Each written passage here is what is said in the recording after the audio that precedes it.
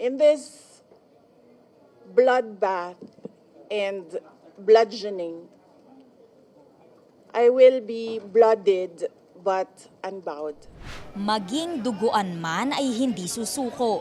Yan ang maiksing pahayag ni Vice President Sara Duterte nang bigla siyang magpakita sa Senado kaninang tanghali, ilang oras bago magsimula ang ikalawang araw ng kanyang impeachment trial.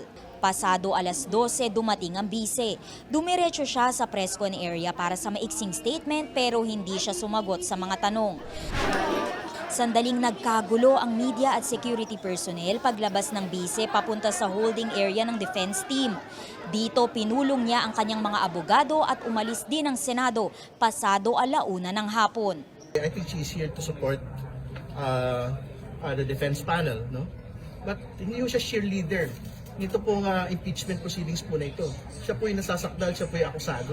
Buwelta ni House Prosecutor Chel Jokno, tama na ang drama, sagutin na lang ang ebidensya. Paliwanag naman ng defense team, may engagements pa ang bise, kaya umalis agad ng Senado. Ilang ulit na nitong sinabi na handa namang humarap sa impeachment court si Duterte kung kinakailangan.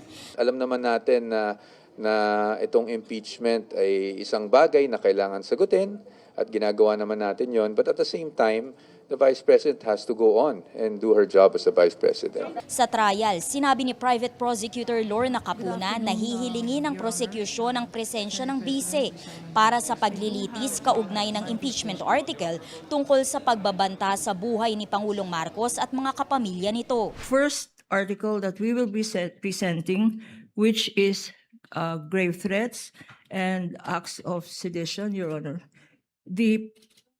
One of the key witnesses, hostile, albeit hostile, would be the Vice President.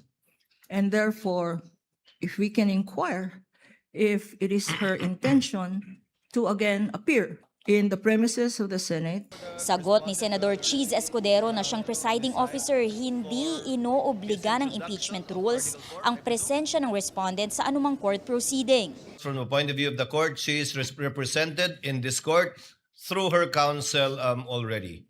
Should the counsel for the prosecutors desire to call the respondent herself, the court will act on that motion and request. Ayon kay Kapunan, formal yang hihilingin ng prosecution. Samantala, nilinaw ni Escudero na dahil wala ni isang senator judge na umalma nang banggitin niya kahapon na mananatili sa 16 votes ang kailangan para makonvict ang bise, kahit pa may mga senador na nagtatago at nakakulong, ay maituturing na raw ito ngayong opisyal na posisyon ng impeachment court, bagamat maaari yang questionin sa Korte Suprema. We're preparing maybe a memoranda for all members to allow Senator Marcoleta and Senator Jinggoy, since they are going to have a vote. And if they are not allowed to vote, then that will be counted as a vote for acquittal. Nilinaw naman ni Senator Judge Kiko Pangilinan na ang klaro pa lang, 16 pa rin ang 2/3 ng Senado na kailangan para hatulang guilty ang bise. Pero kailangan pa raw pagdiskusyonan ang hiling ng minorya na kausapin ng Sandigan Bayan para payagang makalahok at makaboto sa trial sina Senador Jinggoy Estrada at Rodante Marcoleta na nakakulong dahil sa kanya-kanyang plunder cases. Hindi pa rin nagpapakita si Senador Bato de la Rosa na wanted ng International Criminal Court.